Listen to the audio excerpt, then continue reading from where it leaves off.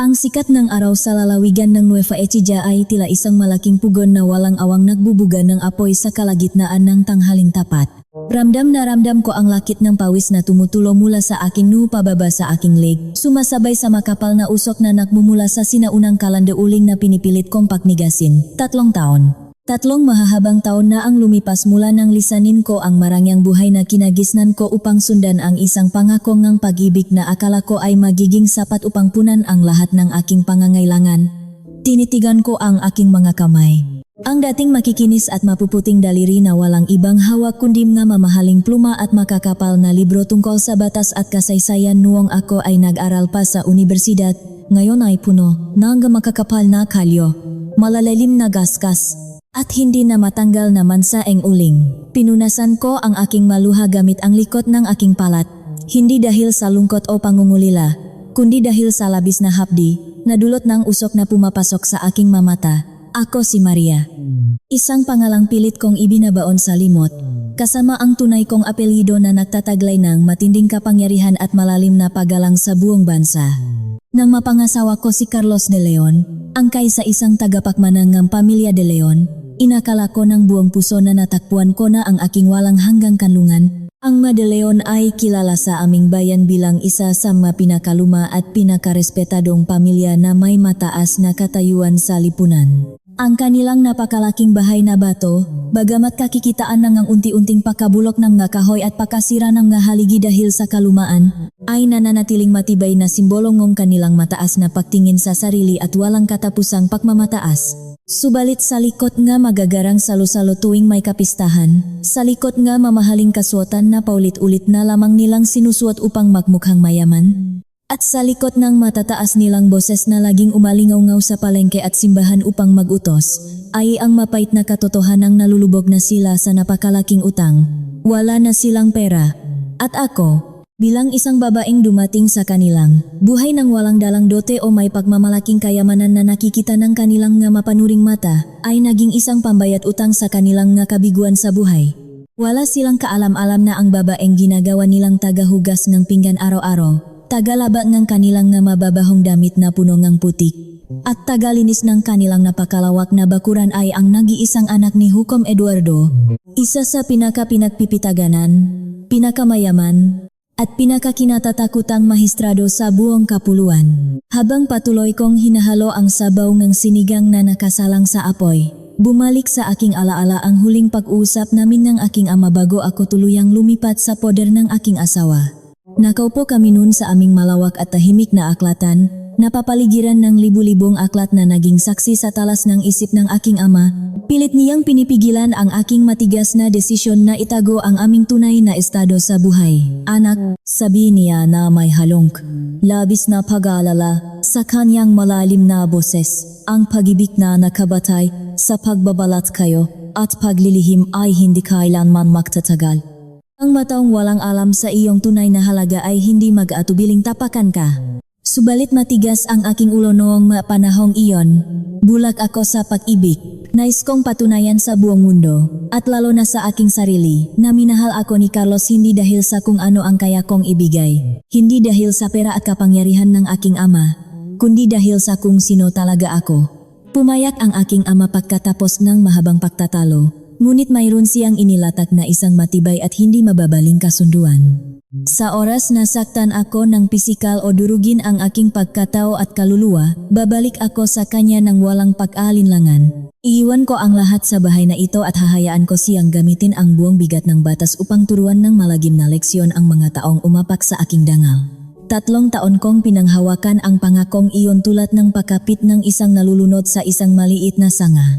Tinis ko ang bawat panlalait, bawat matulis na sigaw, at bawat walang awang pang-alipusta. Palaging umaasa na babalik ang mabait at malambing na Carlos na nakilala ko noon, ang lalakang nangakong alagaan ako hanggang sa pagtanda namin. Ang aking malalim na pag-isip at pagbabalik tanaw ay biglang nagambala ng makarinig ako nga mabibigat at mabibilis na yabat ng sapatos na naglalakat palapit sa kusina. Hindi ko na kailangang lumingon upang malaman kung sino ang paparating. Ang amoy ng matapang at murang pabangong pilit tinatakpan ang amoy ng lumang aparador at pinaglipasan ng panahon ay sapat na upang magpakaba sa aking dibdib at magpatuyo sa aking lalamunan. Si Senyora Clara, ang aking biyenan. Nakatayo siya ngayon sa hambangang pintungang kusina, nakapamewang, at ang kanyang mamatang puno ngulubot ay nanlilisik na tila ba ako ang pinakamalaking kasalanan at pinakamalaking pagkakamali sa buong mundo na sumira sa buhay ng kanyang pamilya. Ano na naman ba ang ginagawa mo riyan, Maria? Sigaw niya. Ang kanyang boses ay tila isang matalim na patalim na humihiwa sa mainit at tahimik na hangin ng kusina. Tanghaling tapat na at halos mamatay na kami sa gutom, ngunit wala pa rin akong nakikitang matinong pagkain sa hapagkainan. Ano ba talaga ang silbi mo sa pamamahay na ito?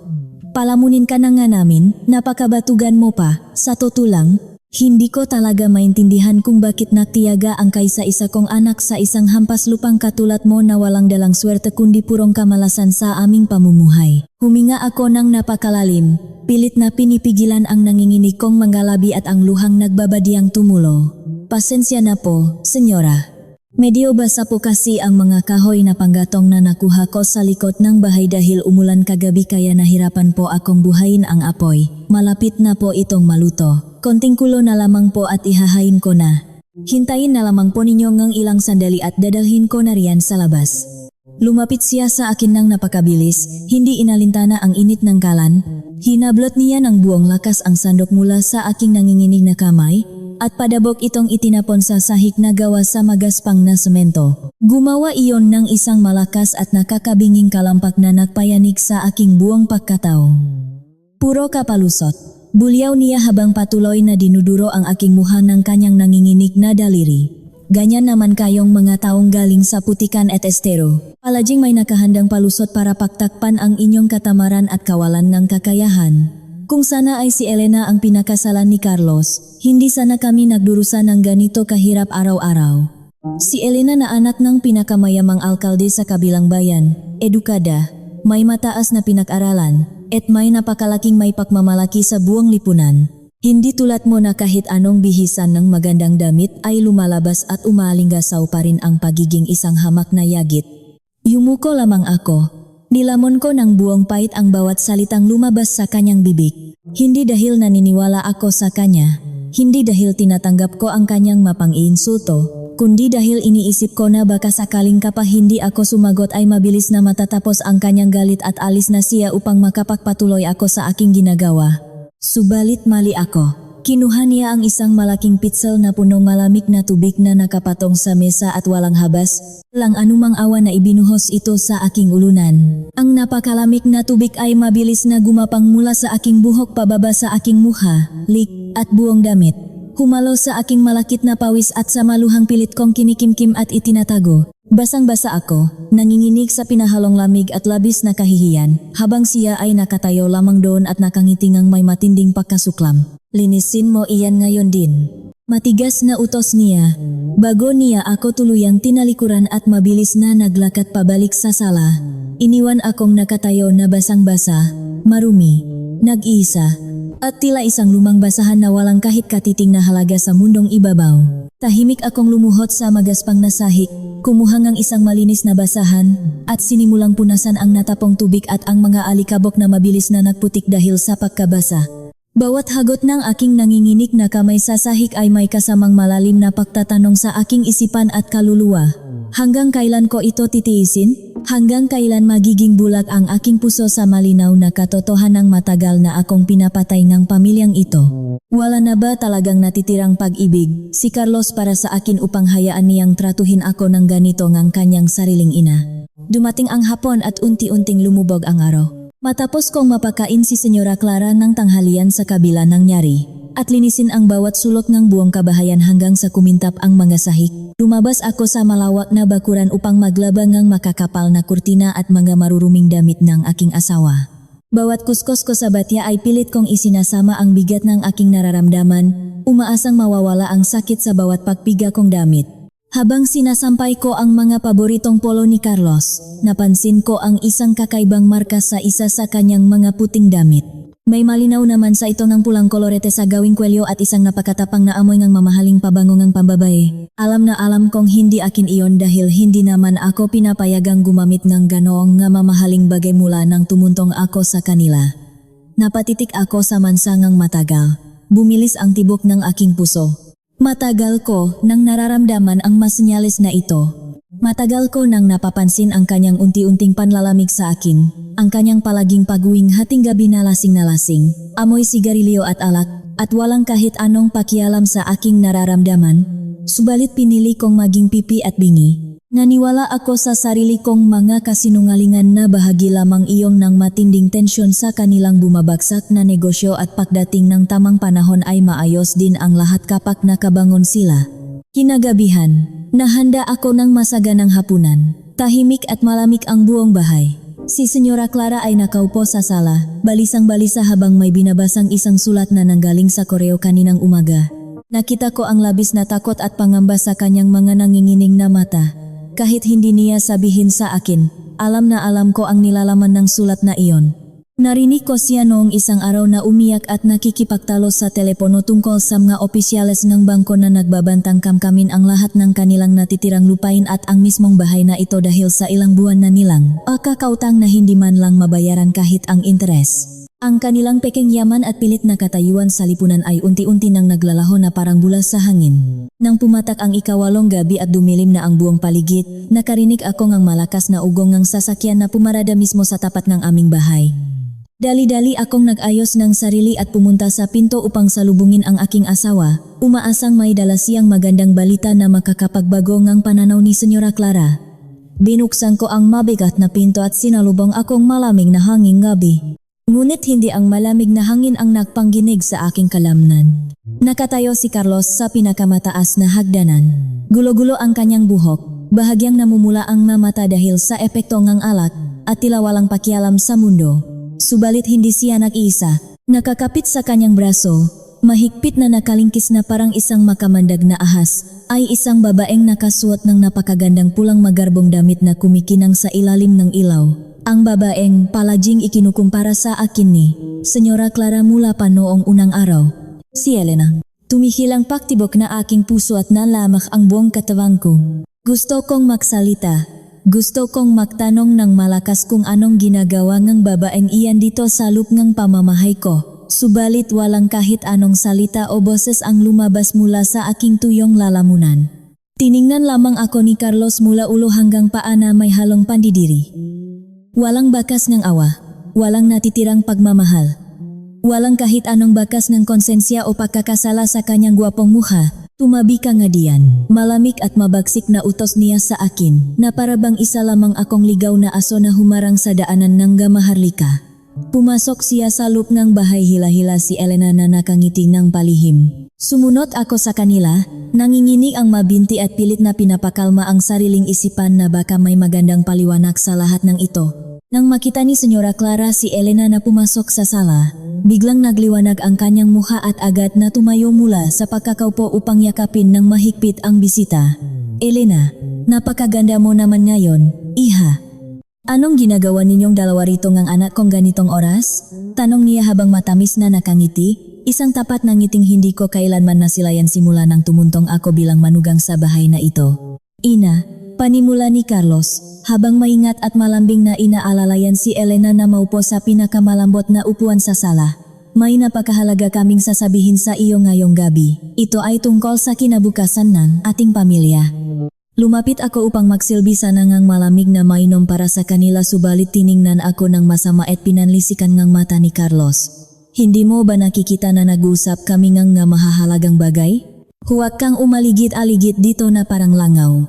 Bumalik ka sa kusina kung saan ka nababagay at maghintay ka roon kung kailan ka namin tatawagin para maglinis.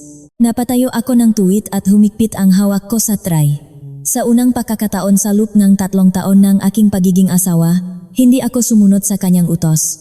Nananatili akong nakatayo sa isang sulok ng sala, nakatingin ng diretso sa kanila. Carlos, ano ito? Nanginginig ngunit may malakas na diin kong tanong, pinipilit na huwag maiyak sa harap nila. Asawa mo ako sa harap ng Diyos at ng batas. May karapatan akong malaman kung anong nangyayari sa buhay mo. Bakit kasama mo ang babaeng iyan at bakit nakakapit siya sa iyo na parang pag-arika niya ng buwang-buo? Tumawa ng pagas si Elena. Isang matalim na tawang puno ng matinding pang-uyam at kawalan ng respeto. Kawawa ka naman, Maria. Hanggang ngayon ba ay hindi mo pa rin naunawaan ang sitwasyon mo? Wala kang kwenta at wala kang halaga. Wala kang anumang maibibigay kay Carlos kundi problema at dagdag na pasanin. Tiningnan ko si Carlos ng matagal. Nagmamakaawa ang aking mga luhaan at pagod na mata na sabihin niyang hindi totoo ang mga naririnig ko mula sa bibig ng ibang babae. Subalit, sa halip na ipagtanggol ako bilang asawa niya, siya pa mismo ang bumasak sa aking pag-asa at nagbaon ng punyal sa aking nagdurugong dibdib. Tapos na tayo, Maria. Matigas at walang emosyong wika ni Carlos habang nakatingin ng diretso sa aking na mata. Wala nang patutunguhan ang walang kwentang kasal natin. Palubok na ng palubok ang pamilya ko at kailangan namin ng napakalaking halaga ng pera para isalba ang bahay na ito at ang aming mga natitirang negosyo mula sa pagkakumpiska. Ang mayamang pamilya ni Elena ang sasagot sa lahat ng milyon-milyong utang namin sa bangko. Kapalit nun, magpapakasal kami. Magahain akong papeles ng pagpapawalang bisa ng kasal bukas na bukas din. Wala akong pakialam kung saan ka pupunta o kung mabubuhay ka pa. Balutin mo na ang mamaruruming basahan mo at umalis ka na sa pamamahay ko ngayon din. Para akong pinaksukluban ng langit at lupa nang marinig ko ang masalitang iyon. Gumuho ng tuluyan ang buong mundo ko na itinayo ko sa loob ng 3 taon. Lahat ng pagpapakatanga ko, lahat ng matitinding pagtitiis sa pang-abuso, lahat ng tapat na pagmamahal na inialay ko ng buong puso, sa isang iglap ay nauwi lamang sa wala. Ipinagpalit ako ngang kaysa isang lalaking minahal ko dahil lamang sa pera. Ibinenta niya ang sagrado naming kasal upang isalba ang huwat na kayamanan ng kanyang ina. Tiningnan ko si Senyora Clara na ngayon ay nakangiti ng napakalapat, tila ba nanalo siya sa isang napakalaking sugal sa buhay. Wala ka naman talagang silbi mula panong simula, dagdag ng aking walang pusong biyenan habang nakahalukip-kip. Isa kang linta na sumipsip sa oras at buhay ng anak ko kahit na wala naman talaga siyang napala sa iyo na maganda. Mabuti pa nga at lumayas ka na ngayon din. Baka dumumi pa ng tuluyan ang hangin sa loob na bahay na ito dahil sa mabahong presensya mo. Isang nakakabingi at malamig na katahimikan ang bumalot sa buong pagkatao ko. Subalit sa halip na bumagsak sa sahig, lumuhod, at umiyak upang magmakaawa, isang napakakakaiba at nakakapanindik balahibong pakiramdam ang unti-unting gumapang sa aking bawat kalamnan. Hindi na ito lungkot. Hindi na ito takot na maiwang mag-isa. Ito ay purong galit. Galit na matagal ko nang ibinaon sa pinakasulok ng aking puso at ngayon ay handang-handa nang sumabog upang tupukin silang lahat. Ang luha na dapat sana ay tutulo ay biglang natuyo ng kusa. Tiningnan ko silang tatlo ng diretso at matapang sa mata. Wala na ang mahinang Maria na kilala nila. Wala na ang asawang sunod-sunuran na handang tanggapin ang lahat ng sakit. Wala akong sinabing kahit isang salita bilang ganti. Tinalikuran ko sila ng may buong dignidad at naglakat patungo sa aking maliit at madilim na kwarto sa dulo ng mahabang pasilyo. Narinig ko pa sa likuran ko ang malakas na paghalahak ni Elena at Senyora Clara na tila ba ipinagdiriwang ng maaga ang aking pagkatalo at pagbagsak. Pagsara kong pinto ng aking kwarto. Hindi ako umiyak at lalong hindi ako nag-impake nga damit.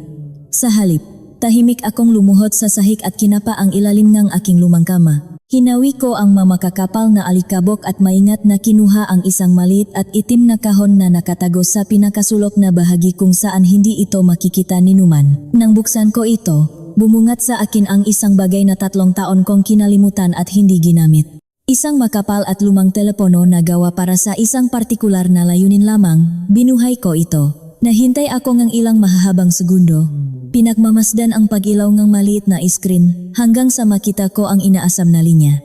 Iisang numero lamang ang nakarehistro sa loop nito.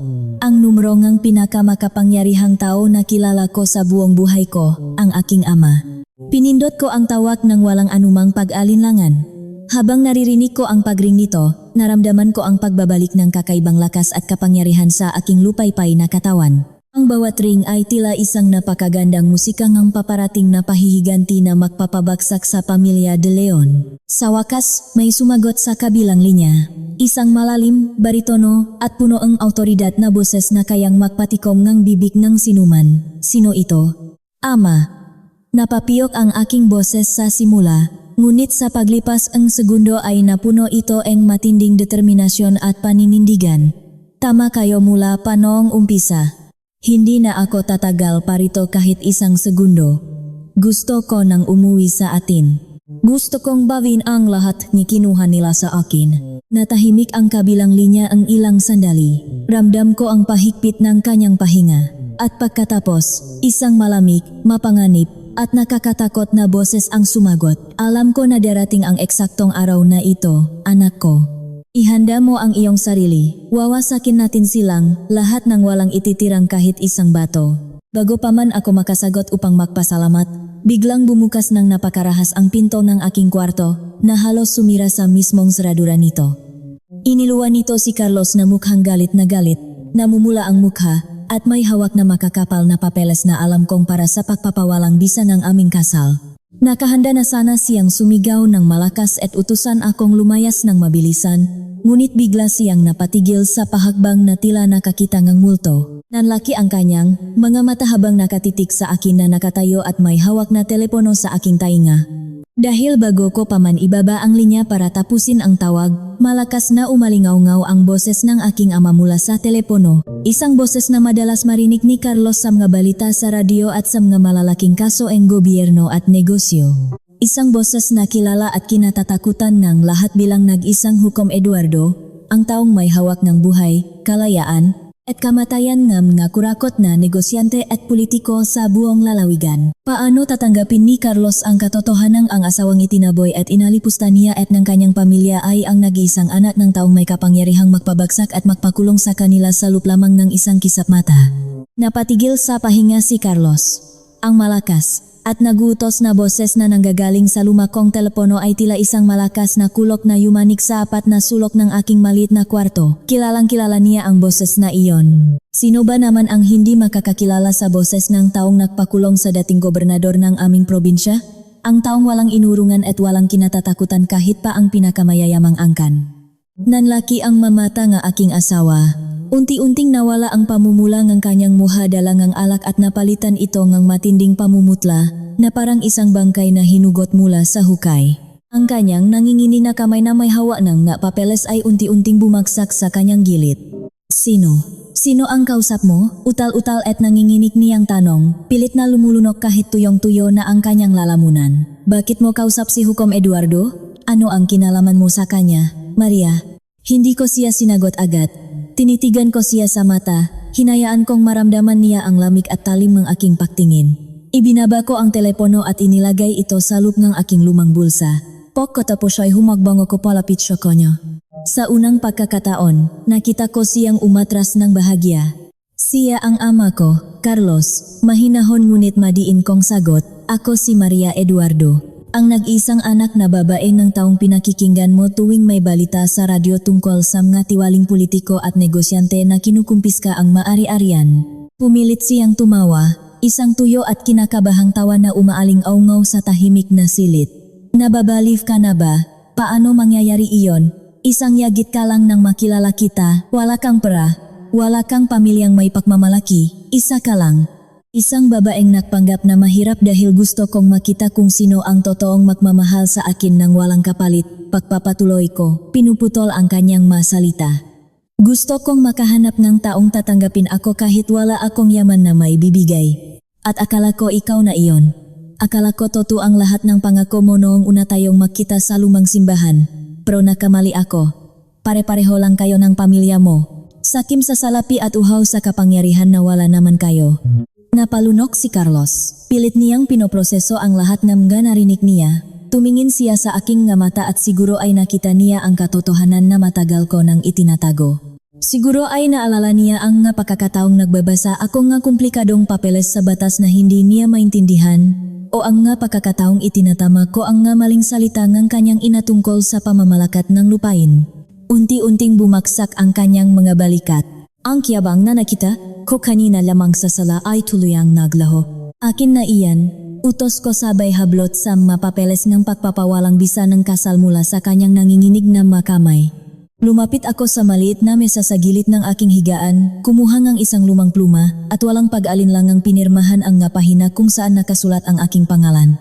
Bawat guhit ng tinta ay tila pagputol sa mabibigat na kadena na gumagapos sa aking lig sa loob ng 3 taon. Ito naman ang gusto ninyo, hindi ba? Ang palayasin ako upang makapagpakasal ka sa anak na alkalde na makakapagbayad ng mautang ninyo. Sabi ko matapos kong ihagis pabalik sa kanyang dibdib ang mapapeles. Binabati kita, Carlos, malaya ka na. Malaya na kayong lahat na malunot sa sarili ninyong kasinungalingan. Hindi siya makapagsalita. Nakatayo lamang siya roon. Nakatingin sa pinirmahang papeles na parang isang sumpa na biglang bumagsak sa kanyang ngapalat. Kinuha ko ang aking maliit na bag na naglalaman lamang na 3 pares na damit. Walang anumang gamit o alahas na galing sa kanila ang aking kinuha. Ayokong magdala ng anumang alikabok mula sa pamamahay na ito. Nilakpasan ko siya at lumabas ng kwarto. Ang mahabang pasilyo na dati ay nililinis ko araw-araw nang nakaluhot ay tila naging isang madaling daan patungo sa aking kalayaan. Naririnig ko pa rin ang tawanan ni na Senyora Clara at Elena mula sa sala. Nag-inuman sila ng murang alak na pilit nilang pinalalabas na mamahaling inumin mula sa ibang bansa. Nang makarating ako sa sala, sabay silang lumingon sa akin. Ang ngiti sa kanilang nga labi ay napalitan ng pandidiri. Aba, at nag-impake na nga ang batugan. Mataray na sabi ni Senyora Clara habang nagtataas ng kilay, mabuti naman at naisipan mong sumunod sa utos ng mabilisan. Akala ko ay kailangan pa kitang ipakalatkat sa mga aso sa labas. Tumawa si Elena at humigop ng alak mula sa kanyang baso.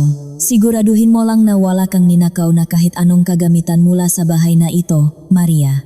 Baka mamaya ay may dala-dala ka palang mapilak na kutsara diyan sa loob ng iyong maruming bag. Huminto ako sa paglalakat at hinarap sila. Tiningnan ko ng maigi ang kabuuan ng malaking sala. Ang mga lumang pintura na unti-unti nang natutuklap, ang mga mumurahing palamuti na pilit pinagmumukhang mamahalin, at ang 2 babaeng nakaupo sa harap ko na parehong bulak sa katotohanan ng kanilang napipintong pagbagsak. Nakaramdam ako ng matinding awa para sa kanila. Awa na balang araw ay sila naman ang luluhot at magmamakaawa sa taong pinagtatabuyan nila ngayon. Wala akong kinuha kahit isang hiblang ng buhok mula sa bahay na ito, Senyora Clara, mahinahon at formal kong sagot, hindi ko kailangan ng inyong mga pinaglumaan. Sa totoo lang, mas mayaman pa ang mga pulubi sa kalsada kaysa sa pamilyang ito na puno ng utang at nakasanayan na lamang ang majabang. Namula sa matinding galit ang mukha ni Senyora Clara. Tumayo siya at akmang susugurin ako upang sampalin ngunit agad siyang pinigilan ni Elena. Walang hiya ka, bulyaw ng aking biyenan. Paano mo nasasabi iyan sa akin sa loob ng sarili kong pamamahay? Lumayas ka na. Ayoko nang makita ang pagmumuha mo. Wala na akong sinabi. Tinalikuran ko sila at nagpatuloy sa paglalakad patungo sa malaking pintuan sa harapan. Habang binubuksan ko ang pinto, nakita ko si Carlos na nakatayo sa dulo ng pasilyo, nakatingin sa akin na may halong takot at pagsisisi. Hindi niya nagawang lapitan ang kanyang ina. Hindi niya nagawang hawakan ang kamay ni Elena. Nanatili siyang nakapako sa kanyang kinatatayuan habang tuluyan na akong lumabas ng bahay at sinara ang pinto sa aking likuran. Sinalubong ako ng malamig na hangin ng gabi. Ang madilim na kalsada ng aming bayan ay tahimik. Ilang aso lamang ang paminsan-minsang tumatahol sa dikalayuan. Nagsimula akong maglakad palayo sa malaking bahay na bato, dala-dala ang aking maliit na bag. Wala akong pakialam kung saan man ako makarating. Alam kong matutunton ako ng aking ama. Sanay ang kanyang matauhan na hanapin ako kahit sa ang sulok ng bansa. Hindi pa ako nakakalayo sa tarangkahan nang biglang lumiwanag ang buong kalsada. 3 malalaki at maitim na sasakyan ang sabay-sabay na lumiko sa aming kanto. Umugong ang malalakas nilang makina na bumabasag sa katahimikan ng gabi. Walang plaka ang masasakyan, ngunit may maliit na sagisak ng gobyerno sa gilid ng kanilang mapintuan. Huminto ang maito sa tapat mismo ng malaking tarangkahan ng Pamilya de Leon. Bumukas ang pinto ang unang sasakyan at lumabas ang 4 na lalaking nakasuot ng itim na barong. Matitipuno ang kanilang pangangatawan at may mga maliliit na aparato silang nakakabit sa kanilang matainga. Ang isa sa kanila, isang lalaking may katandaan na at pamilyar sa akin mula pa nung bata ako, ay naglakad palapit sa akin at yumuko ng bahagya bilang tanda ang malalim na paggalang. Magandang gabi po, Senyorita Maria, wika niya sa isang formal na tono. Ipinasundo po kayo ni Hukom Eduardo, handa na po ba kayong umuwi sa inyong tunay na tahanan? Tumango ako at tipit ng gumiti kay Mang Nestor, ang matagal ng tagapagbantay ene haking ama. Opo, Mang Nestor. Handa na po ako. Wala na akong babalikan sa lugar na ito.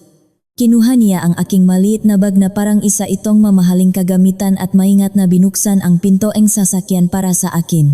Subalit bago ako tuluyang pumasok, narinig ko ang malakas na pagbukas ng pinto ng bahay ni na Carlos. Lumabas sina Senyora Clara at Elena. Marahil ay naisipang silipin kung sino ang may-ari ng mamaingay na sasakyan sa tapat ng kanilang pamamahay.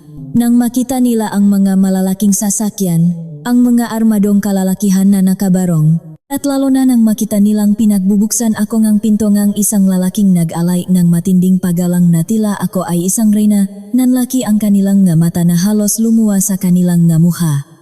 Anong nangyayari rito?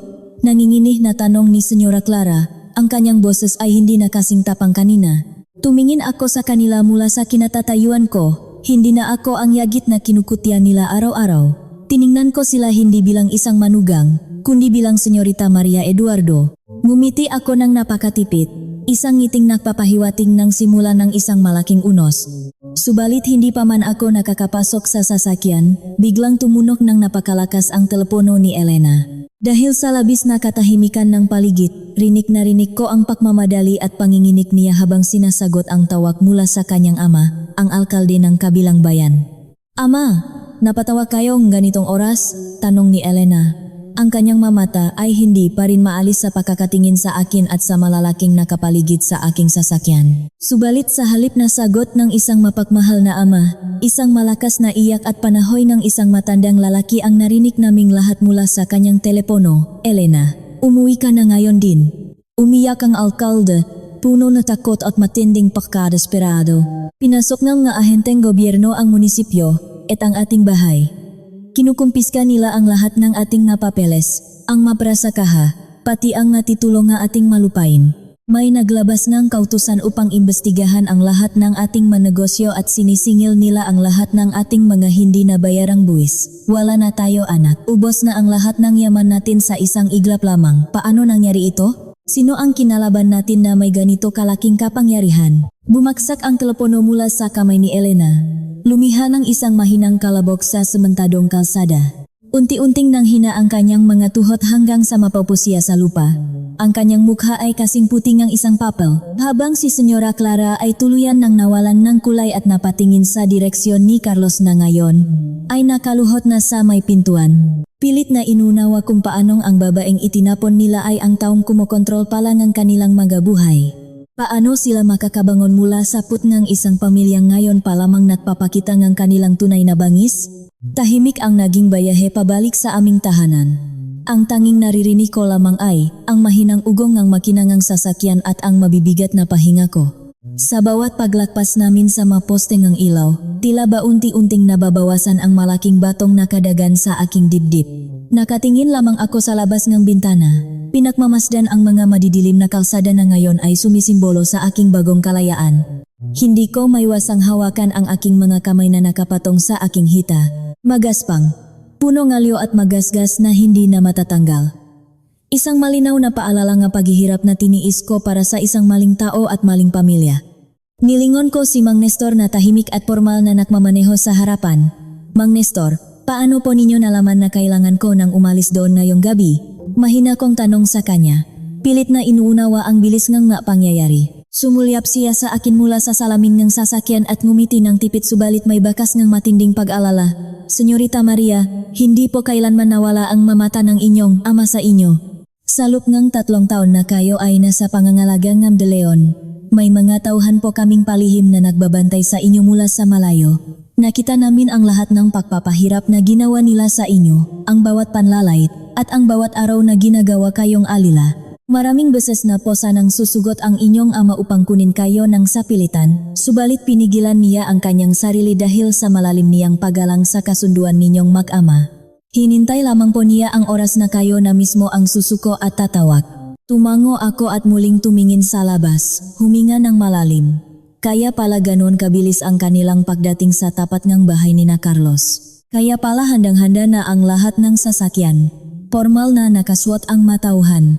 At may nakahanda ng mahakbang ang aking ama bago pa man ako makapag-isip ng maayos. Makalipas ang ilang oras ng mahabang biyahe, unti-unting bumagal ang takbo ng sasakyan.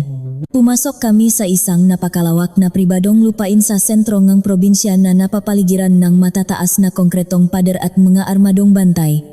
Bumukas ang naglalakihang gintong tarangkahan at bumungat sa akin ang isang napakalaking mansyon na napapalamutian ng nga nagliliwanag na ilaw. Ang tahanan ng pamilya Eduardo, ang aking tunay na tahanan. Nang huminto ang sasakyan sa tapat ng malaking pintuan na gawa sa inukit na kahoy, Agad itong binuksan ng makasambahay na nakapila ng maayos at naghihintay sa aking pagdating. Nakayuko silang lahat bilang pagbibigay galang sa kanilang binibini na matagal nilang hindi nakita. Maligayang pagbabalik, Senyorita Maria, sabay-sabay nilang bati na may halong saya sa kanilang matinik. Subalit hindi ang mga kasambahay o ang marangyang mansyon ang nakakuha nga aking buong atensyon. Sa tuktok ng malapat at makinang na hagdanan sa loob ng mansyon, nakatayo ang isang matandang lalaki na nakasuot ng simpleng puting barong. Ang kanyang buhok ay halos puti na lahat, at ang kanyang matapang na mukha na kinatatakutan ng mga kriminal ay kakikitaan ngayon ng labis na pag-aalala, lungkot at pangungulila. Si Hukom Eduardo, ang aking ama. Anak, tawag niya sa akin. Ang kanyang boses, na palaging puno ng autoridad kapag nasa loob ng korte, ay nanginginig ngayon at puno ng di mapigilang emosyon. Hindi ko na napigilan ang aking sarili. Binaliwala ko ang pagod at tumakbo ako paakyat ng hagdan. Sinalubong niya ako at niyakap ng napakahigpit. Doon, sa mainit na dibdib ng aking ama, bumagsak ang lahat ng luha na 3 taon kong pinigilan upang makmukhang matapang sa harap ng mga de Leon. Umiyak ako ng umiyak, parang isang maliit na bata, ibinuhos ang lahat ng sakit, panlalait, at panlilinlang na dinanas ko. Patawad, ama, humihikbi kong sabi habang nakabaon ang muha ko sa kanyang balikat. Tama kayo mula pa noong simula. Maling-mali ako sa pagpili kay Carlos. Wala silang puso. Hinaplos ng aking ama ang aking likod. Pinapakalma ang aking panginginig. Wala kang dapat ihingingang tawad, Maria. Ang mahalaga ay nandito ka na. Ligtas ka na at hindi na nila pwedeng saktan pang muli. Bumitaw siya sa pagyakap at maingat na hinawakan ang aking makamay. Nang masipat niya sa ilalim ng liwanag ng mansyon ang mga makakapal na kalyo, ang mga paso mula sa kalandauling, at ang mga sugat sa aking mga daliri na nakuha ko sa paglalabangang mabibigat na kumot at kurtina, nakita ko kung paano nagdilim ang kanyang nga mata. Ang pamumula ng kanyang mukha ay nagpapahiwatig ng isang matinding galit na walang sinuman ang makakapigil. Sinira nila ang aking nag-iisang prinsesa, madiin at punong pait niyang sabi. Ang makamay na ito na dapat ay humahawak lamang ng nga libro upang matuto, ginawa nilang kamay ng isang hamak na alipin sa kanilang bulok na pamamahay. Hinding-hindi ko mapapatawad ang angkang iyon, pagsisisihan nila ang bawat araw na pinaluha kanila.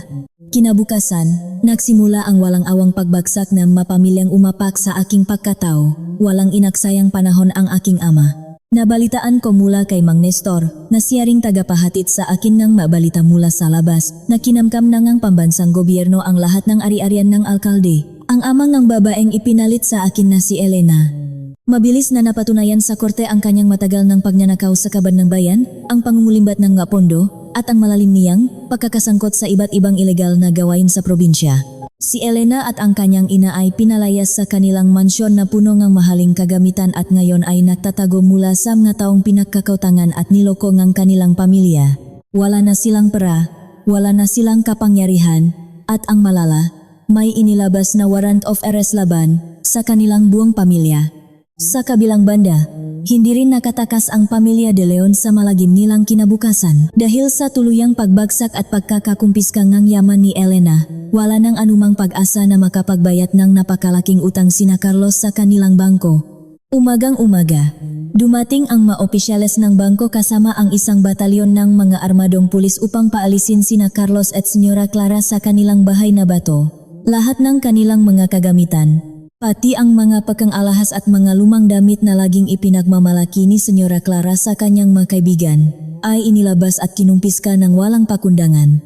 Gusto ko sanang makita ang mukha ni Senyora Clara habang kinakalatkat siya palabas ng bahay na pinagmamalaki niya ng labis sa akin araw-araw. Gusto kong makita kung paano siya umiyak, sumiga, at magwala habang pinapanot na kinukuha ng matao ng bangko ang kanyang mga inaakalang kayamanan. Subalit alam kong hindi na iyon kailangan at hindi bababa ang antas ng aking pagkatao para lamang pagtawanan sila. Sapat na sa akin ang malamang natitikman na nila ngayon ang mapait na parusa sa kanilang kasakiman at kalupitan. Isang hapon, habang tahimik akong nagbabasa ng libro sa ilalim ng malaking puno mangga sa aming hardin at iniinom ang tsaa na inihanda ng kasambahay, dumating si Mang Nestor. May dalang balita na hindi ko inaasahan, bagamat hindi na rin ako tuluyang nagulat. Senyorita Maria, wika niya ng may pag-alangan, nakayuko upang hindi makaabala sa aking pagbabasa. may isang lalaking nagpupumilit na makapasok sa ating gintong tarangkahan sa labas. Kanina pa po siya nagwawala at nagmamakaawa sa mga guwardiya hanggang sa lumuhod siya sa mainit na aspalto. Gusto po raw niya kayong makausap at hindi raw siya alis doon hanggang hindi ninyo siya hinaharap.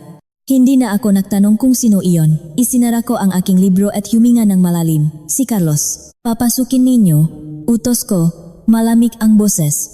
Dalhin ninyo siya rito sa hardin at tiyaking nakabantay ang mga guwardiya sa paligid. Makalipas ang ilang minuto, narinig ko ang mabibigat at pagod na yabag. Nakita ko si Carlos na naglalakad palapit sa akin, inaakay ng dalawang naglalakihang bantay. Wala na ang magarang polo na palagi niyang suot noong asawa ko pa siya. Wala na ang amoy ngang matapang niyang pabango. Gusgusin na siya ngayon, pawisan, madumi ang damit, at puno ngang putik ang kanyang sapatos na parang naglakat siya ngang napakalayo. Mapula at pukto ang kanyang mamata na tila ilang araw nang hindi natutulog at patuloy sa pag-iyak dahil sa sinapit ng kanyang pamilya. Nang makita niya ako na nakaupo ng mahinahon, agad siyang humulakpos mula sa mga bantay, tumakbo at lumuhod sa damuhan sa aking harapan. Maria, patawarin mo ako, umiyak niyang makaawa. Habang pinipilit na abutin ang laylayan ng aking damit subalit agad akong umatras at tumayo. Nakamali ako. Nabulag ako sa mga kasinungalingan at pangako ng pera ni Elena. Wala na kaming matirhan ngayon. Nakulong na si Elena pati ang kanyang ama at ang nanay ko ay nasa ospital ngayon dahil sa atake sa puso nang palayasin kami sa bahay. Wala kaming pambayad sa doktor. Parang awa mo na. Maria, tulungan mo kami. Ikaw ang asawa ko. Mahal na mahal kita. Tinitigan ko siya ng napakalamig. Wala akong maramdamang awa. Ang lalaking minsang nangako sa akin ng walang hanggang pag-ibig. Ang lalaking pinagsilbihan ko ng tapat ngunit itinapon ako na parang basura para sa perangang iba. Ngayon ay nakaluhot na parang isang basahan. Wala na tayong anumang ugnayan. Carlos, matigas at walang emosyon kong sagot, tinitingnan siya mula ulo hanggang paa. Pinirmahan ko na ang mga papeles ng paghihiwalay natin noong gabing pinalayas mo ako, eksakto tulad ng gusto ninyong mangyari ni Elena. Tinupat ko lamang ang iyong kahilingan. Ibabasura ko iyon, hindi ko itutuloy ang proseso ng paghihiwalay natin, sigaw niya, punong-punong ng desperasyon habang nakadapa sa lupa. Mag-asawa pa rin tayo sa mata ng batas, pangako, magbabago na ako at babawi ako sa lahat ng kasalanan ko. Ibalik mo lang sa amin ang aming kabuhayan at bahay, pakiusap-kausapin mo ang ama mo na awatin na ang mga autoridad, ibabalik ko ang lahat sa dati. Bago pa man ako makasagot upang ipamuha sa kanya ang kanyang kahangalan, narinig namin ang matigas na yabag ng formal na sapatos mula sa aking likuran. Dumating ang aking ama, si Hukom Eduardo, madilim ang muha at may hawak na isang makapal na kayumangging sobre. Tiningnan niya si Carlos nang may matinding pandidiri na para bang nakakita siya ng isang nakakadiring uwot na sumisira sa kanyang paboritong halamanan. Huli ka na, Carlos de Leon. Malamig at mabagsik na wika na aking ama habang inihahagis ang makapal na sobre sa harapan ng lalaking nakaluhot. Hindi lamang ang inyong lumang bahay at ang panlilinlang ninyo sa aking anak ang inyong pinakamalaking problema sa oras na ito. Nanginginig na kinuha ni Carlos ang sobre mula sa damuhan at maingat na binuksan ito. Habang binabasa niya ang mga nakatalang papeles at tinitingnan ang mga kalakip na litrato sa loop, tuluyang nawala ang huling bakas ng kulay sa kanyang muha. Nanlaki ang kanyang mata na parabang nakakita siyang demonyo at halos hindi siya makahinga, patuloy ang pagiling ang kanyang ulo. Ano ang nakita ni Carlos sa loop ng sobre na mas malala pa sa pagkawala ng kanilang buong yaman at nagpapahiwatik na hindi na siya makakalabas pang ang buhay kung sakaling malaman ito ng buong bayan.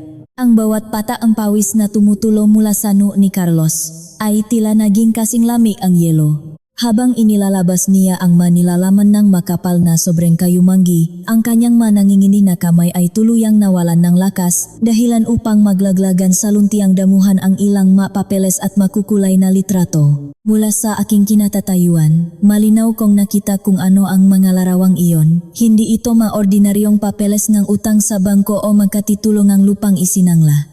Ito ay mga larawan ng isang karumal-dumal na krimen. Mga nakakikilabot na kuhangang isang matandang lalaking duguang nakahandusay sa gitna ng isang malawak na palayan, tatat ng bala ang katawan, at sa kanyang tabi ay ang mga sunoh na kubo ng mga magsasaka. Napasinghap ako nang makilala ko kung sino ang nasa larawan. Si Ka Tomas.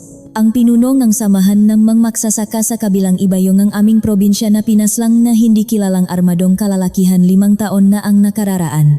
Isang balita na yumanig sa buong lalawigan noon at nagdulot ng malawakang takot sa mamaliliit na magsasaka na ipinaglalaban ang kanilang karapatan sa lupang kanilang sinasaka. Inaakala ba ng pamilya ninyo na nakabaon na sa limot ang inyong kasalanan? Umaling-awngaw ang malalim at mabagsik na tining ng aking ama, tila isang kulok na nagbabadya ng malakas na bagyo. Inakala ba ang iyong inang si Clara na sapat na ang pagbabayad ng malaking halaga sa matiwaling pulis noon upang tabunan ang kaso ni Katomas? Patuloy na umiling si Carlos. Ang kanyang mata ay nanlalaki sa matinding takot habang nakatitik sa malitrato. Pilit siyang umaatras kahit nakaluhot, na para bang ang papeles sa damuhan ay mga ahas na handang tumuklaw sa kanya. Hindi totoo ito, nanginginig at basag ang kanyang boses. Walang kinalaman ang pamilya namin diyan, matagal nang tapos ang kaso na iyan. Yumuko ang aking ama at pinulot ang isang tiyak na kapirasong papel mula sa damuhan. Iniharap niya ito ng malapit sa muha ni Carlos. Isang lumang tseke mula sa bangkong pinagkakautangan ng Ma de Leon. Isang tesekan na may malinaw na pirma ni Carlos at nakakahalaga ng ₱250,000. Nakapangalan sa isang kilalang pinuno nga bayarang tulisan sa lalawigan. Ang petsangang seke ay eksaktong 3 araw bago maganap ang malagim na pakpaslang kay Katomas at ang sapilitang pagkamkam ng pamilya de Leon sa daan-daang ektarya ng palayan na inaangkin ng mga magsasaka. Matagal ko nang binabantayan ang bawat galaw ng inyong mapanlinlang na pamilya, pagpapatuloy ng aking ama, ang kanyang boses ay tila yelo na tumutusok sa balat. Bago pa man makilala nga aking anak ang isang duwag na katulad mo, patago na kaming nag-iipon ng nga ebidensya laban sa walang awang pag-agaw ng inyong pamilya sa malupain ng nga inosenteng tao. Kaya nang malaman kong nahulog ang loop ng aking kaysa isang anak sa iyo, gumuho ang aking mundo. Sinubukan kong pigilan si Maria, ngunit alam kong magre-rebelde siya at tuluyang lalayo sa akin kung sapilitan ko siyang ilalayo. Kaya pumayag ako sa kanyang nais, upang maprotektahan ko siya ng malapitan, at upang mabigyan ko rin ng sapat na oras ang aking matauhan na kumpletuhin ang lahat ng ebidensya nang hindi kayo nahihinala. Ngayon, kumpleto na ang lahat. At wala na rin ang anak ko sa inyong mapang-abusong pamamahay. Wala na kayong anumang pananggalang. Nanikip ang aking dibdib sa mga ririnig ko. Tiningnan ko ang makamay ni Carlos na ngayon ay nakasupsop sa damuhan.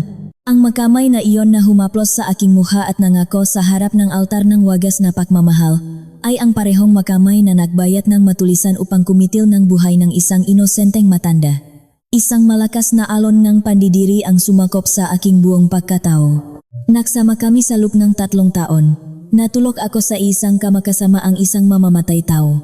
Ang pamilyang pinagsilbihan ko hanggang sa makalyo ang aking mga daliri ay mga halimaw na nagbalat kayong tao.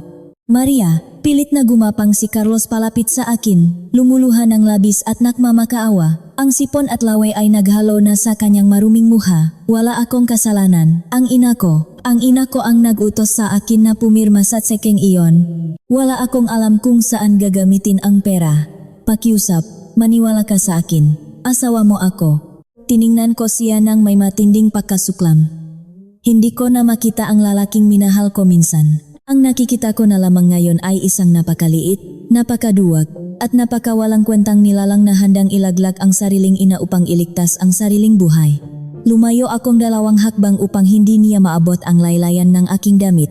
Wala kang utang na loob, malamig kong tugon, ang aking boses ay walang anumang panginginig o pag-alinlangan. Handa mong isisi sa iyong sariling ina ang isang krimen na malinaw mong pinirmahan para lamang hindi ka mabulok sa kulungan. Kung nagawa mo iyan sa taong nagluwal sa iyo, lalo na sa akin na itinuring ninyong alila, nabubuhay kayo sa kasinungalingan, Carlos. At ngayon, sisingilin na kayo ang katotohanan. Hinding-hindi ako magiging asawa ng isang mamamatay tao. Tumingin ang aking ama sa 2 naglalakihang guwardiya at tumango ng marahan.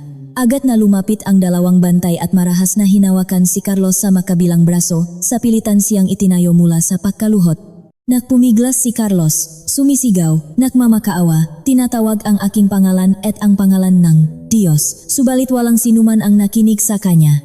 Dalhin ninyo iyan sa kawanihan ng pambansang pagsisiyasat, formal na utos ng aking ama, naghihintay na ron ang maalagad ng batas. Tiyakin ninyong hindi siya makakatakas at ipagbigay alam sa mga autoridad na puntahan ang ospital kung saan nagpapahinga ang kanyang ina. kailangan din siyang panagutin sa batas. Habang kinakalatkat si Carlos palayo sa aming hardin, ang kanyang masigaw ngang pagmamakaawa ay unti-unting humina hanggang sa tuluyan itong naglaho ng sumara ang malaking gintong tarangkahan ng aming mansyon. Nanatili akong nakatayo, nakatingin sa kawalan. Ang hangin ng hapon ay tila naging mas presko, mas malinis, parang may isang malaking salot na tuluyang naalis sa aming lugar. Nilapitan ako ng aking ama at inakbayan ako ng mahigpit. Tapos na, anak ko. Malambing niyang bulong habang hinahaplos ang aking buhok. Matatahimik na ang kaluluwa ni Ka Tomas at ngamgamak sa sakang inagawan nilang lupa. At higit sa lahat, matatahimik na rin ang puso mo mula sa kanilang pananakit. Malaya ka na, Maria. Ngumiti ako at ipinikit ang aking mga mata, dinadama ang kapayapaan na matagal ko nang pinapangarap. Ang mga De Leon ay mabubulok sa bilangguan, at ang pamilya ni Elena ay nahaharap sa napakaraming kaso ng pagnanakaw. Ang hustisya ay umikot at sumingil na. Inisip kong pwede na akong magsimulang muli, bumalik sa aking pag-aral, at kalimutan ang lahat ng bangungot ng nakaraan. Subalit ang kapayapaang inakala kong nakuha ko na ay biglang naputol ng mabilis. Mula sa pintuan ng mansyon, nakita ko si Mang Nestor na nagmamadaling tumatakbo papalapit sa amin. Ang kanyang kalmadong muha ay napalitan ng matinding kaba at pagkalito. Hindi siya tumatakbo ngang ganito maliban na lamang kung may isang napakalaking krisis na nangyayari. Hawak niya sa kanyang kanang kamay ang isang itim na telepono na patuloy sa pagtunok. Hukom Eduardo, Senyorita Maria, hinihingal na tawag ni Mang Nestor habang papalapit. Ang kanyang muha ay kasing puting ang papel. Bakit Nestor? Anong nangyayari?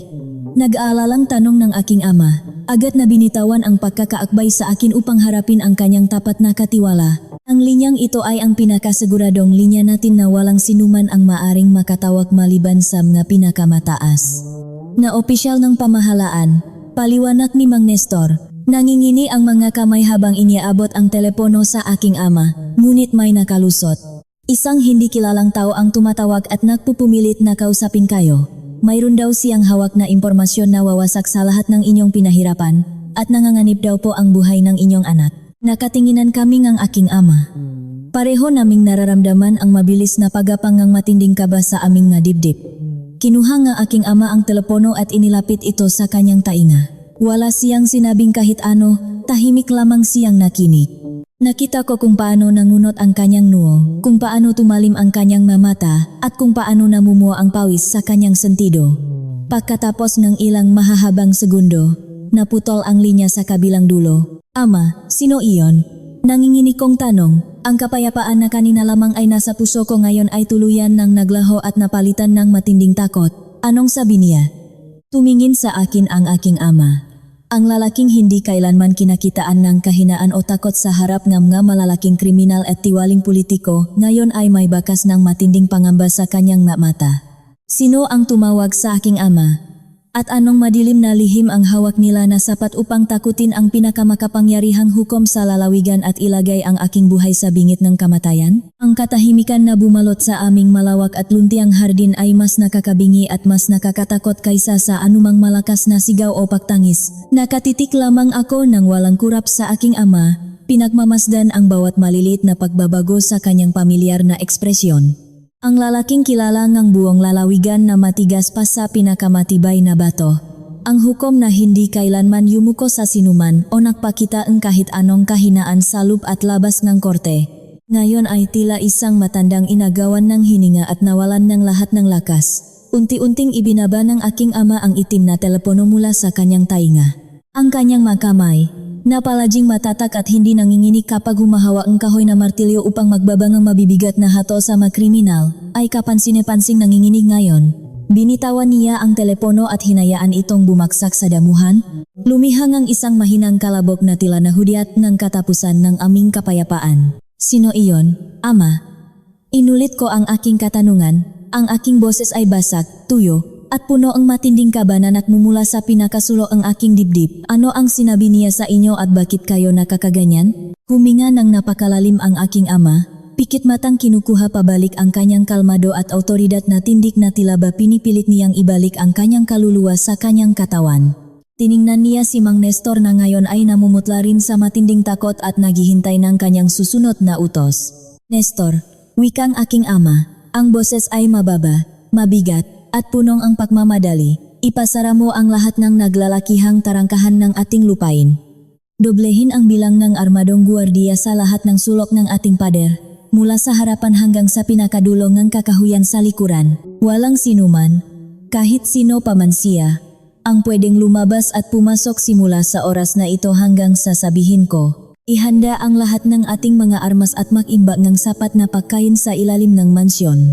Agad na tumango si Mang Nestor nang walang anumang pag-alinlangan at mabilis na tumakbo patungo sa himpilan ng mabantay upang isagawa ang kautusan. Nang kami na lamang dalawa nga aking ama ang naiwan sa gitna ng malamig na hardin, mabagal siyang lumapit sa akin at mabigat na hinawakan ang makabila kong balikat. Ang kanyang mamata na palaging puno ng tapang ay napalitan ng matinding pag-alala at lungkot na tumatagos hanggang sa aking naguguluhang kaluluwa.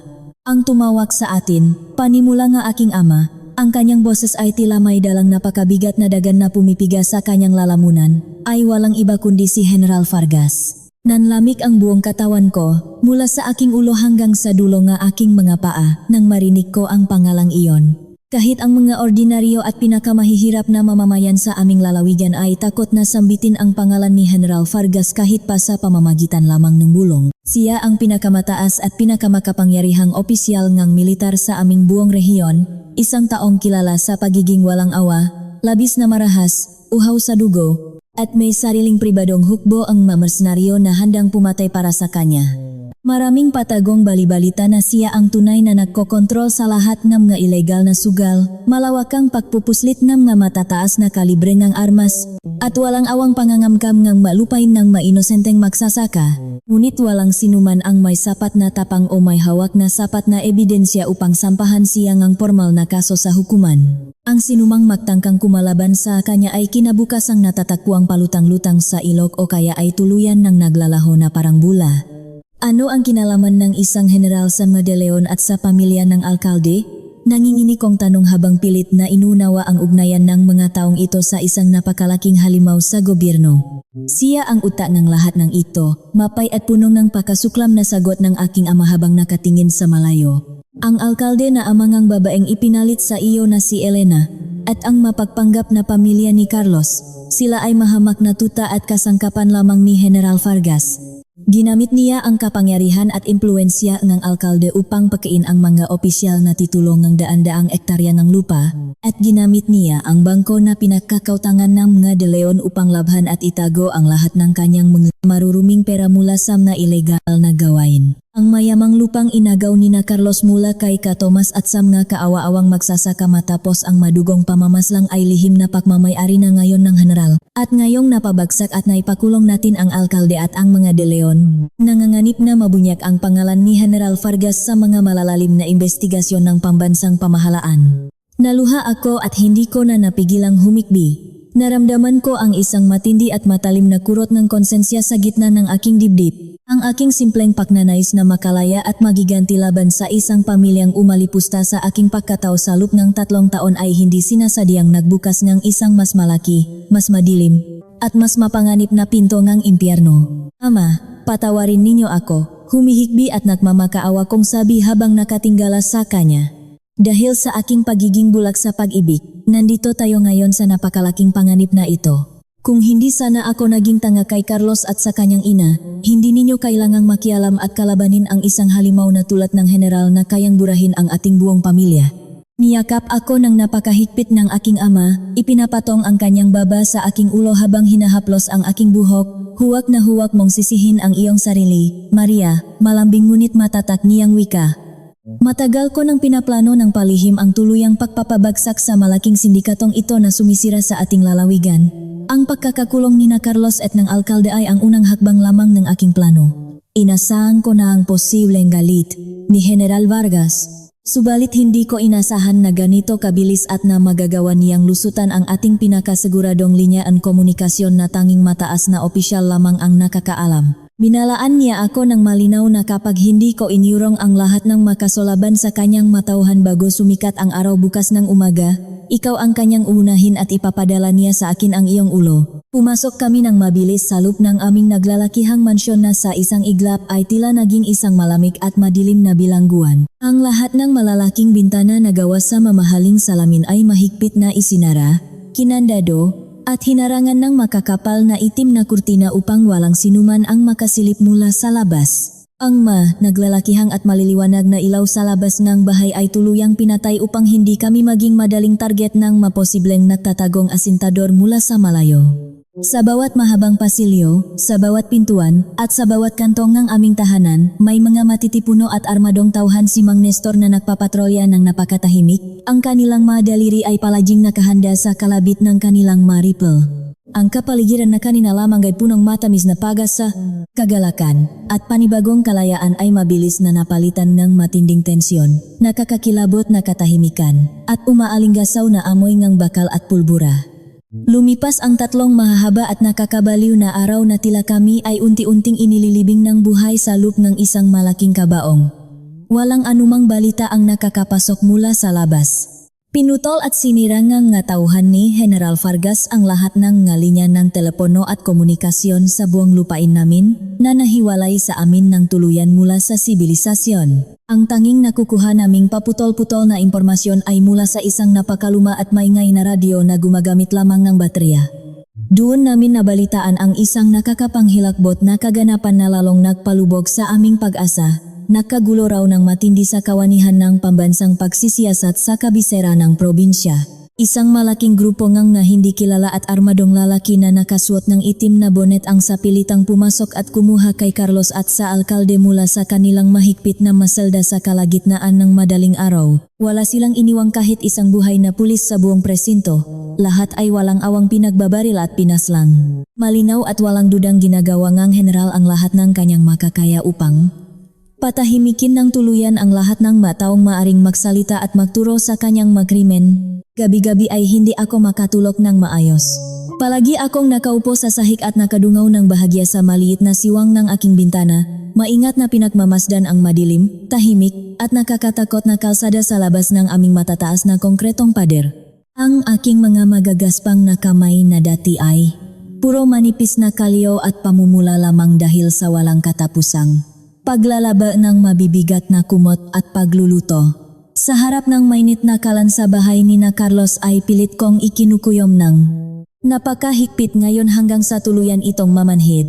Ang galit at put na naramdaman ko noon para kay Senyora Clara sa kanyang ngawalang kwentang panlalait at kay Elena sa kanyang pang-agaw ay tila naging isang napakaliit na alikabok na lamang kumpara sa matinding put, galit, at labis na takot na nararamdaman ko ngayon laban sa mga walang pusong taong nagbabanta sa buhay ng aking pinakamamahal na ama. Siya na lamang ang kaisa isang pamilya at kakampi na mayroon ako simula nang pumanaw ang aking ina dahil sa sakit noong ako ay bata pa. Hinding-hindi ko hahayaan na may mangyaring masama sa kanya dahil lamang sa matapang niyang pagprotekta sa aking dangal at buhay. Sa pagsapit ngang ika-4 na gabi, tila ba nakiisa ang kalangitan sa aming matinding paghihinakpis at nagbabadyang kapahamakan. Bumuhos ang isang napakalakas at walang awang bagyo sa aming buong lalawigan. Ang nakakabinging kulok at nakakabulat na kidlat ay sunod-sunod na bumabasag sa madilim na kalangitan, tila mga galit na Diyos na nagpapabagsak ng kanilang parusa. Ang ulan ay napakalakas na tila mayelong bumabagsak ng walang patit at naguhumiyaw sa aming matitibay na bubungan. Nakaupo kami ng aking ama sa gitna ng malaking sala. Tahimik na nakakape at nakikiramdam habang nakikinig sa mabagsik na hampas ng hangin sa labas. Pilit niyang pinapakalma ang aking naguguluhang isipan sa pamamagitan ng pag-alala at pagkukwento sa mga masasayang alaala nung ako ay bata pa at naglalaro pa sa ilalim ng araw sa kabilang asyenda.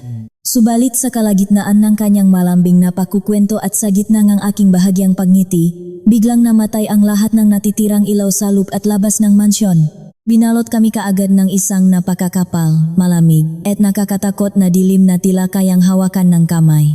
Kasunod nito ay ang sabay-sabay at nakakapagtakang pagkamatay ng lahat ng malalaking makinang nagbibigay ng kuryente na nakatago sa aming lupain. Isang bagay na lubhang imposible at hindi maaring mangyari ng kusa dahil nakalagay iyon sa isang napakasiguradong silid sa ilalim ng lupa na tanging si Mang Nestor lamang ang may hawak ng nag-iisang susi. Huwag na huwag kang aalis sa tabi ko, Maria, mabilis, matigas, at mahinang utos ng aking ama. Ang kanyang boses ay tila isang matalim na patalim na humiwa sa gitna ng kadiliman. Sa pamamagitan ng tunok lamang, narinig ko ang mabilis na pagkasa niya ang kanyang sariling malaking baril na palagi niyang daladala.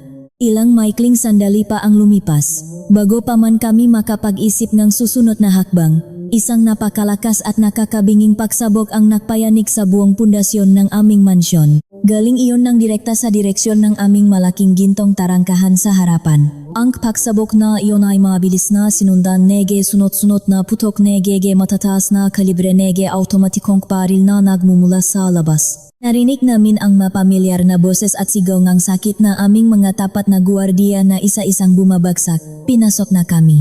Pinasok na ng tuluyan ng mawalang-awang mersenaryo ni General Vargas ang aming sariling tahanan. Hinawakan ng aking ama ang aking nanginginig na kamay ng napakahigpit na halos mabaon ang kanyang makuko sa aking balat at walang pag-aalinlangang hinila ako patungo sa isang lihim na lagusan na nakatago sa mismong likuran ng malaking aparador ng mga antigong libro. Habang mabilis kaming tumatakbo at nadadapa sa madilim, malamig, at masikip na daanan, rinig ko ang nakakapangilabot na pagbasak ng mabintanang salamin, ang pagwasak ng aming mapinto, at ang malalakas, mabibigat, at nagmamadaling yabak ng nga armadong lalaking galit na nahahanap sa amin. Saan kami magpupunta at magtatago kung ang buong lalawigan ay nasa ilalim ng ang madugong kontrol ng demonyong general at makakaya-kaya naming makalabas ng buhay at huminga pa ng hangin bukas bago kami tuluyang masukol at patayin ng kanyang nga walang pusong tauhan sa gitna ng bagyong ito. Ang masikip, malamig, at madilim na lagusan sa ilalim ng lupa ay tila naging isang mahaba at walang hanggang kabaong para sa aming dalawa ng aking ama. Amoy lumang lupa, makapal na amag, at kalawang ang hangin na aming nilalanghap sa bawat mabigat na pahinga. Habang patuloy kami sa pagtakbo at pagkapakapas sa dilim, ramdam na ramdam ko ang matinding panginginig ng aking mga tuhod. Hindi lamang dahil sa labis na lamig kundi dahil sa walang kapantay na takot na sumasakop sa aking buong pagkatao. Sa itaas namin, umaaling-aungaw ang nakakapangilabot ng mga putok ng malalakas na baril. Ang pagkabasak ng mamamahaling salamin, at ang malulutong na sigaw ng mataong nag-agaw buhay.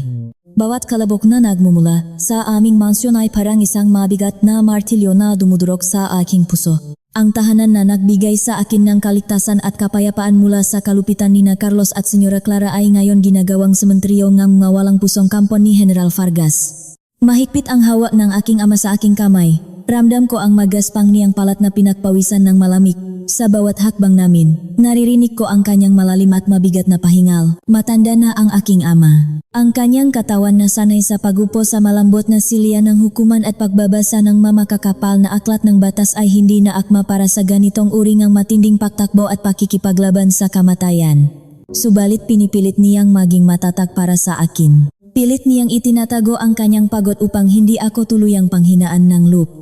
Bilisan mo, anak, mahinang bulong niya sa kalagitnaan ng kadiliman. Ang kanyang boses ay tila napuputol dahil sa kakapusan ng hininga. Malapit na tayo sa labasan. Hindi nila alam ang daanang ito. Ito ang ginawa ng iyong lolo noong panahon ng digmaan. Makalipas ang tila isang buong habambuhay na paglalakad sa dilim, nakita namin ang isang napakaliit na siwangang liwanag na nakmumula sa dulong ng lagusan. Isang mabigat at kalawangin na pintuang bakal ang humahadlang sa aming kalayaan. Inilapag ng aking ama ang kanyang baril sa lupa at buong lakas na itinulak ang mabigat na pinto. Umugong ito ng napakalakas, isang tunok na nakpatayo sa aking mabalahibo dahil baka marinig kami ngang nakalaban sa itaas. Nang tuluyang bumukas ang pinto, sinalubong kami ngang matinding hagupit ng bagyo. Ang ulan ay tila mga matatalim na karayom na bumabaon sa aming mga muha at balat. Ang hangin ay humahampas ng napakalakas, halos tangayin ang aming mga katawan. Lumabas kami sa isang liblib na bahagi ng aming lupain, malapit sa gilid ng isang malaking ilog na ngayon ay umaapaw at kulay putik dahil sa walang tigil na pagbuhos ng ulan. Ang paligid ay nababalot ng kadiliman at ang tanging nagbibigay ng saglit na liwanag ay ang mga nakatakot na kidlat na gumuguhit sa kalangitan. Basang-basa kami kaagad, ang manipis kong damit ay dumikit na sa aking nanginginig na katawan. Nakita ko ang aking ama na napaluhot sa maputik na lupa, hawak ang kanyang dibdib at pilit na humahabol ng hininga. Agad akong lumuhod sa kanyang tabi at niyakap siya. Pinipilit na bigyan siya ng init mula sa aking sariling katawan. Ama, kaya pa ba ninyo? Umiyak kong tanong habang pinupunasan ang putik at tubig sa kanyang muha. Kailangan nating mahanap ng masisilungan. Mamamatay tayo sa lamig dito bago pa man tayo maabutan ng makalaban. Tumango siya at pilit na itinayo ang kanyang sarili gamit ang aking balikat bilang saklay. Itinuro niya ang isang madilim na hugis sa dikalayuan, sa gitna ng matataas na talahib malapit sa pampangang nagaalborotong ilog. Isa itong maliit at inabandonang kubo na gawa sa nabulok na kawayan at pawid, dating ginagamit ng mamangingisda ng aming pamilya maraming taon na ang nakalipas. Naglakat kami patungo roon, hinahawi ang matataas na damo na humihiwa sa aming magraso. Pagpasok namin sa loop ang maliit na kubo, napaligiran kami ng amoy ng lumang isda at nabubulok na kahoy. Ang bubong ay butas-butas kaya patuloy pa rin ang pagtulong ng malamig na ulan sa loop, ngunit sapat na ito upang pansamantalang pananggalang sa napakalakas na hangin. Umupo kami sa isang sulok, makayakap, nanginginig, at nakikinig sa galit ng kalikasan at sa posibleng pagdating ng mademonyong naghahanap sa amin. Sa gitna ng aming panginginig, dinukot ng aking ama ang kanyang kamay sa loop ng kanyang basang Amerikana. Inilabas niya ang isang maliit at itim na balot na gawa sa makapal na katat at mahigpit na itinali upang hindi pasukin ng tubig. Inilagay niya ito sa aking mananginginig na palat. Kunin mo ito, Maria, seryoso at malamig na utos niya habang nakatingin sa aking mamata sa gitna ng dilim. Ito ang dahilan kung bakit nais tayong lipulin ng general. Ito ang katumbas ng ating mabuhay. Ano po ito? Naguguluhan kong tanong habang nararamdaman ang bigat ng maliit na balot. Iyan ang orihinal na talaan, sagot niya. Lahat ng pangalan ng matataas na opisyal ng pamahalaan, pulisya, at mga negosyanteng kasapwat ni General Vargas sa buong kapuluan ay nandiyan. Nakasulat diyan ang eksaktong halaga ng mga ninakaw nilang kaban ng bayan, ang mga inagaw nilang asyenda kasama na ang lupain ni Naka Tomas na inangkin ni na Carlos at ang mga pangalan ng mga inosenteng taong ipinapatay nila. Nakuha iyan ng matauhan ko mula sa pinakakatiwalaang ingatyaman ng general na aming itinago ilang linggo na ang nakararaan. Kapag nakarating ang mga kasulatang iyan sa pinakamataas na hukuman sa kabisera, babagsak ang buong imperyo ni Vargas. Wala siyang kawala. Napalunok ako. Hawak ko ngayon sa aking magagaspang na kamay ang pinakamapanganib na bagay sa buong lalawigan. Isang bagay na kayang magpabagsak sa mahigante subalit kaya ring kumitil ng aming magabuhay sa anumang sandali. Bakit hindi pa natin ito ipinadala sa kabisera noon pa? Umiyak kong tanong, nakakaramdam ng matinding pagsisisi. Kung ipinadala na sana ito, hindi na tayo hahabulin ng mamatay tao na ito. Hindi ganun kadali, anak, mapait na ngumiti ang aking ama. Halos buong pamahalaan sa ating lalawigan ay hawak niya sa lik. Walang sinuman ang mapagkakiwalaan. Mayroon sana tayong bangkang nahihintay dito sa ilog ngayong gabi upang itakas tayo patungo sa ligtas na bayan. Ngunit dahil sa walang pusong bagyong ito, imposibleng makatawid ang sinuman ng buhay. Naipit tayo. Katahimikan ang sumunod na namayani sa loop ng kubo, maliban sa walang humpay na pagbagsak ng ulan at malakas na dagundong ng kulok. Pilit kong inaalala ang mga araw na naglalaba ako ng kurtina para kay Senyora Clara o ang mga gabing umiyak ako ng tahimik habang hinihintay ang lasing na asawa kong umuwi. Inakala ko noon na iyon na ang pinakamasamang maaring mangyari sa buhay ko. Subalit napakaliit pa lang ang problemang iyon kumpara sa kinakaharap namin ngayon. Nakaupo ako ngayon sa isang maruming kubo, basang-basa, yakap-yakap ang aking amang nahihingalo sa pagod. Habang pinaghahanap kami ng isang buong hukbo ng berdugo, makalipas ang higit isang oras ng pagtatago, isang kakaibang tunog ang biglang nangibabaw sa ingay ng bagyo. Hindi ito kulok, hindi rin ito hampas ng hangin. Mga tahol, malalakas at mababagsik na tahol lang mga malalaking aso. Nanigas ang aking buong katawan. Tiningnan ko ang aking ama, at nakita ko ang pagbagsak ng kanyang balikat. Alam namin pareho kung ano ang ibig sabihin nito. Natakpuan ng asong pangaso ang lagusan sa likod ng pader ng mansyon at ngayon ay sinusundan nila ang aming amoy patungo sa kakahuyan. Mabilis na tumayo ang aking ama. Bagamat nanginginig ang kanyang ngabinti, kinasan niyang muli ang kanyang baril at itinago ako sa kanyang likuran. Tumahimik ka lang diyan, Maria. Huwag na huwag kang lalabas kahit anong mangyari. Kapag nakakuha ka ng pagkakataon, tumakbo ka ng pinakamabilis at huwag kang lilingon pabalik. Iligtas mo ang kasulatang iyan. Subalit bago pa man ako makapagprotesta, isang napakaliwanag at nakakabulag na ilaw mula sa isang malaking ilawan ang biglang tumapat sa butas-butas na dingding ng aming maliit na kubo. Nagtago kami sa pinakamadilim na sulok, ngunit alam naming wala na kaming kawala. Rinig namin ang mamabibigat na yabag sa maputik na pampang, ang patuloy na pagtaholang maaso, at ang pagkasa ng napakaraming matataas na kalibre ng armas na nakatutok sa aming pinagtataguan. Isang matangkat na anino ang humagbang palapit sa sirang pintuan ng kubo. Ang liwanag ay nasa kanyang likuran kaya hindi namin maaninag ang kanyang muha, subalit nang magsalita siya, ang kanyang boses ay nanaig sa malakas na hangin at ulan. Isang boses na puno ng yabang, kapangyarihan, at malalim na pagkasuklam. Isang boses na nagpatigil sa pagtibok ng aking puso at nagpanginig sa kalamnan ng aking matapang na ama. Kaninong boses ang umalingaw-ngaw sa gitna ng bagyo na nahudyat ng katapusan ng aming pagtatago? At anong nakakapanghilagbot na utos ang inihanda niya para sa aming magama? Napatakip ako nga aking mananginginig na kamay sa aking muha dahil sa matinding silaw ngang nakakabulag na liwanag na nagmumula sa mga malalaking ilawan ng maarmadong lalaki. Ang hangin ay patuloy na humahagupit sa aming sirang kubo, subalit tila tumigil ang pag-ikot ng aking mundo nang unti-unting pumasok ang matangkat na anino sa loop. Kahit hindi ko pa man nakikita ng buo ang kanyang muha, kilalang kilala ko na kung sino ang nagmamay-ari ng mapanlait at nakakakilabot na boses na iyon. Ang boses na nagutos sa mga malalagim na pagbatay at pagnanakaw sa aming lalawigan, si General Vargas. Humakbang siya papalapit sa amin ng napakabagal, tila ba naglalaro sa kanyang nga biktima na wala ng kawala. Ang kanyang makintap na itim na bota ay bumaon sa maputik na sahing ng kubo, lumilihang ang tunok na parang mga butong na dudurok. Nakasuot siya ng isang makapal na kapote, ngunit malinaw na nakabakat ang hugis ng isang malaking baril na nakasukbit sa kanyang tagiliran. Nang tuluyang tumapat ang liwanag ng kidlat sa kanyang muha, nakita ko ang isang malamig, walang awa, at nakangiting demonyo na nagtatago sa likod ng uniporme ng pamahalaan. Isang napakalungkot na katapusan para sa isang kagalang-galang at kinatatakutang hukom ng lalawigan.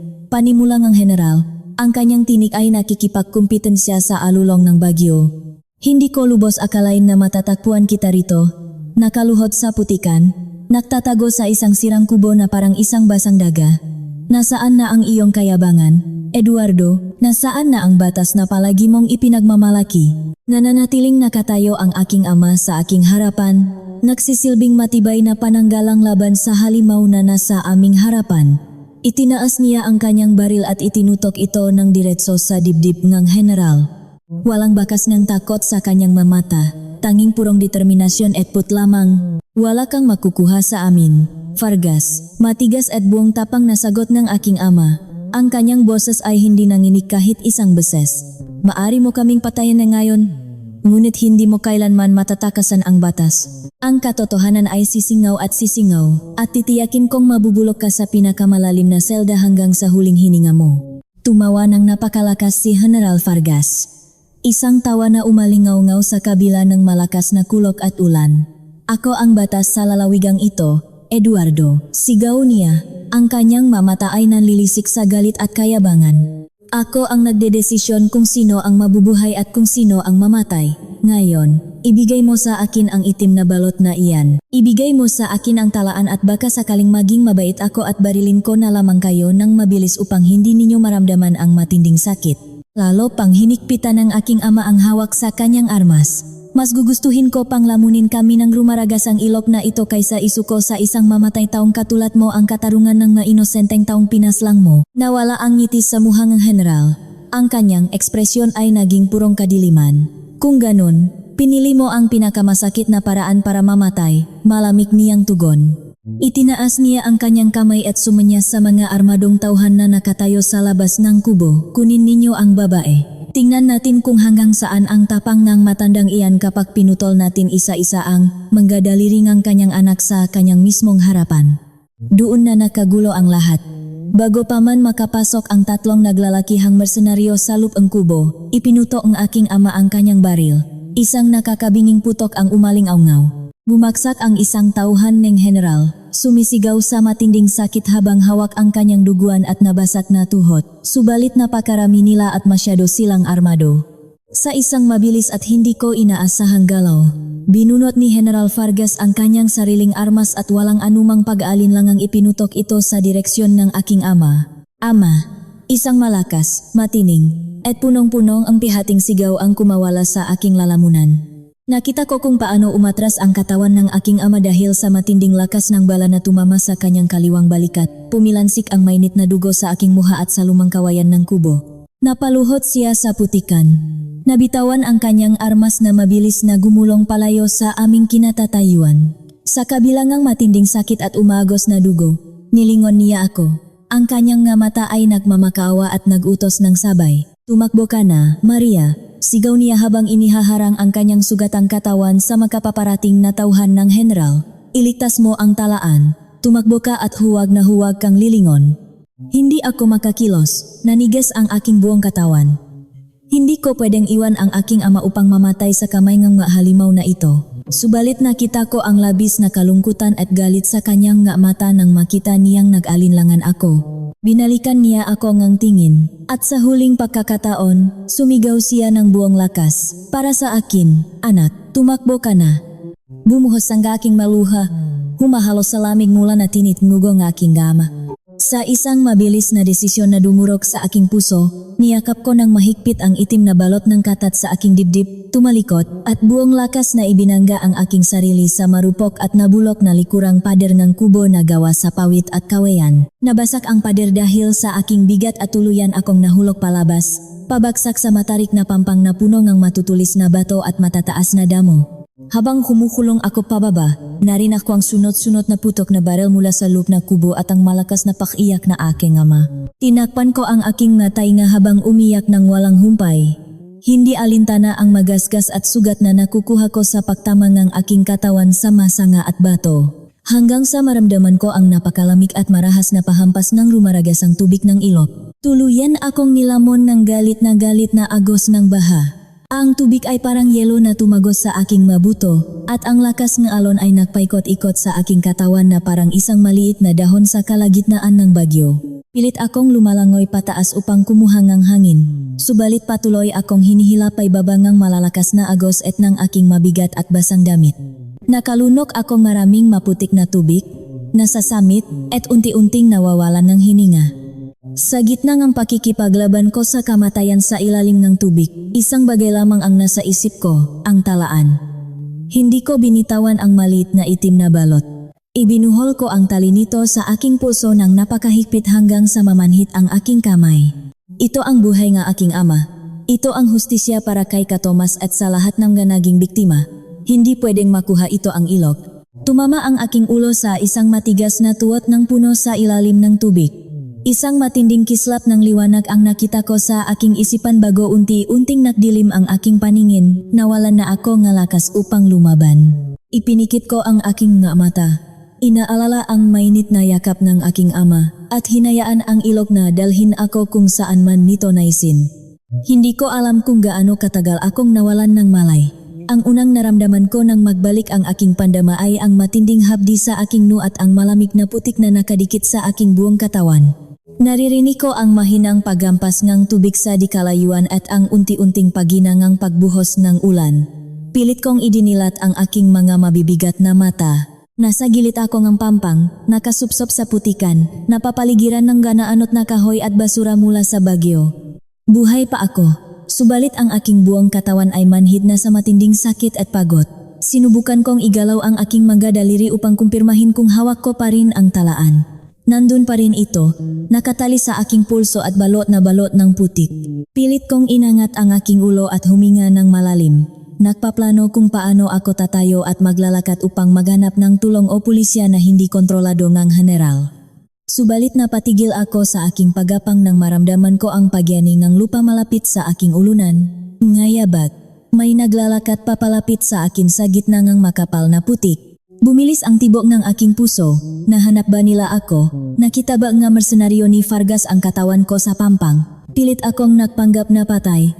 Isinupsop ko ang aking muha sa lupa at pinigilan ang aking pahinga. Subalit ang mayabag ay huminto mismo sa aking harapan. Nakita ko ang dalawang paa, walang sapatos, puno ng makapal na putik, at may mga lumang peklat. Isang magaspang at may itim na kamay ang dahan-dahang inabo ang aking pulso kung saan nakatali ang itim na balo na katad. Akmang kukunin ng taong ito ang dokumento mula sa akin. Kaya buong lakas kong idinilat ang aking mga mata, hinawakan ang kanyang kamay, at umikot upang tingnan ang kanyang muha. Nang magtagpo ang aming mapaningin sa ilalim ng malamlam na liwanag ng bukang liwewe, halos tumigil ang pag-ikot ng aking mundo. Napanganga ako, hindi makapaniwala sa taong nakatayo sa aking harapan.